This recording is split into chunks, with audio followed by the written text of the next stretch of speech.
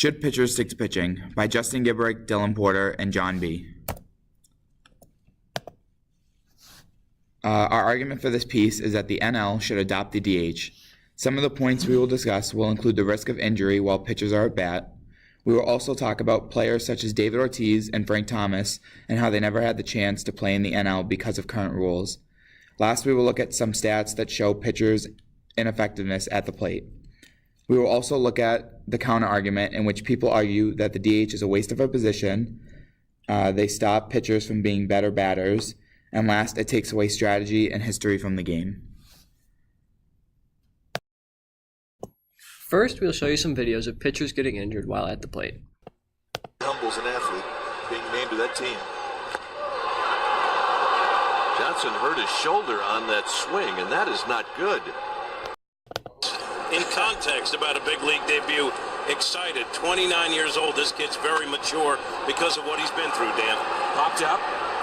Adam Lynn has it for the out. And Wainwright is limping. Oh, no. Pitchers have been injured on a number of occasions while at bat. For example, the Cardinals were without ace Adam Wainwright for nearly the entire 2015 season after he tore his Achilles tendon. And the instances of pitchers tweaking hamstrings, ankle, feet, etc. while running to the bases are far too common. Not every injury is preventable, but these certainly are. And with pitcher contracts skyrocketing, teams are going to be more cautious than ever with their investments. Another ace that went down swinging, quite literally, was Randy Johnson, who tore his rotator cuff in the midst of an at-bat. On a quote from him, he said, "Obviously the first thing I thought that I won't be able to do my instructional hitting video," joked Randy Johnson, who injured himself while batting during a 7-1 loss on Houston on July 5th. "That will be on the back burner for a while," he said. This at-bat, however, had no impact on the game, and the only way that he was going to be able to continue pitching is if he went and stood at the plate. With multiple cases of injuries of the batter being at the plate, if the DH is put into effect to the National League, the reduction in injuries will be prevalent. Another issue that we see facing DHs in the MLB is how we see people like Frank Thomas, David Ortiz, Edgar Martinez, and Jim Rice, who are specifically set as a DH. Players like that can't shift from the AL to the NL due to the NL not having a DH. And the MLB wants more offense, which makes fans more enticed to come to games when there's more scoring going on. Having a pitcher hit who's pretty much a guaranteed out isn't necessarily the best thing for fans to want to see. Yet there's an occasional home run from a pitcher, but that's once in a blue moon, and you have better chances of the Cubs winning back-to-back-to-back World Series. On top of that, we see players in the NL like Kyle Schwarber, who face a huge predicament of being a terrible fielder, yet unbelievable hitter, yet has no choice but to field because they can't pitch hit for him, or because they can't field for him.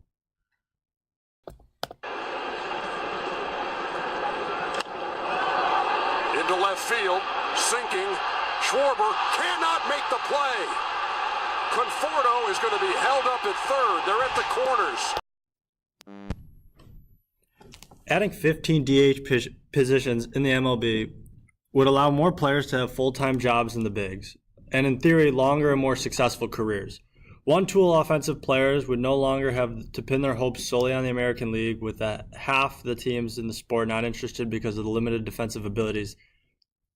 Likewise, the National League would have more comfort and flexibility in drafting or trading, just as some pitchers are as groomed as closers like Craig from start, like Craig Kimbrell. For example, players could be groomed as hitting specialists from day one and can have pitchers solely focus on pitching. Here we have a few charts from an article written by Ryan Romano that shows just how bad pitchers are at batting. In the chart on the left, it shows the power stat of pitchers hitting. The chart in the middle shows balls in play stat of pitchers hitting.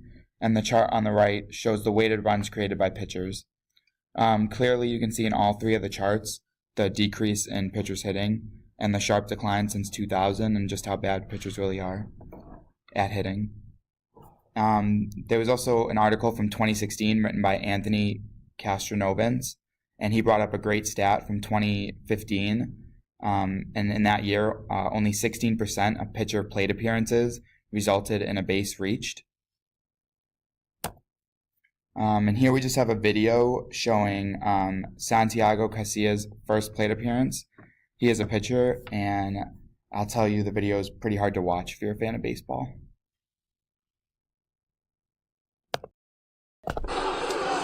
Well, he cannot get any farther away from home plate.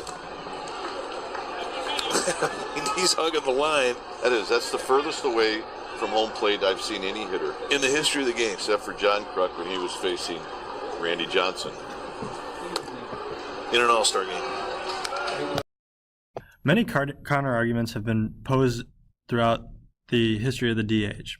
Michael Daughtry, in his piece titled "Don't Bring the DH to the National League," he argues that the majority of AL teams that use the DH have an excuse to use veteran players that we rarely see good DHs such as David Ortiz. Another is Pat Bringley has a slightly different argument against the DH. He believes that the DH should be banned altogether, not only from the MLB but also the NCAA and farm systems. By doing this, he believes pitchers' batting averages will increase. Well, a slight problem to Bringley's point is the fact that no matter how much a pitcher actually gets in the cage and hits, some people are just meant to pitch and that's it.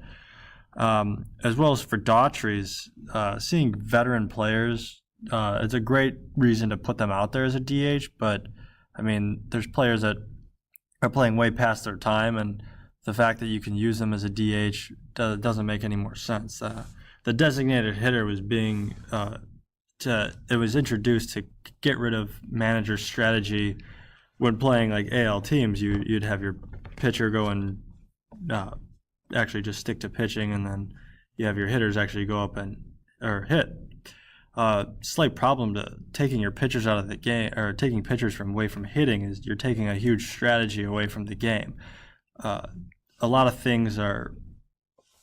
Example of pitcher or coaches' strategies was Game 5 of the NLDS, where the Chicago Cubs versus the Nationals, and Joe Madden ran into a load of issues with pitchers coming in place of runners and putting hitters where pitchers were going to be in double switches. Madden understood that he had a full bullpen to work with, which made him more viable to pitch hit for potential scoring runs. Yet a huge problem to this is taking your pitcher out of the game very early and relying on your bullpen early in the game can lead to a huge issue early on in the game. But also managers in the NL have to weigh in how important is scoring runs and winning the game and getting as much runs as possible early on in the game. You'd see that more managers are willing to pull their pitcher earlier in the game, even when pitching well, in order to score runs. That became a huge problem in the NL, and we saw that in the playoffs, especially in Game 5 with the Cubs and Nationals.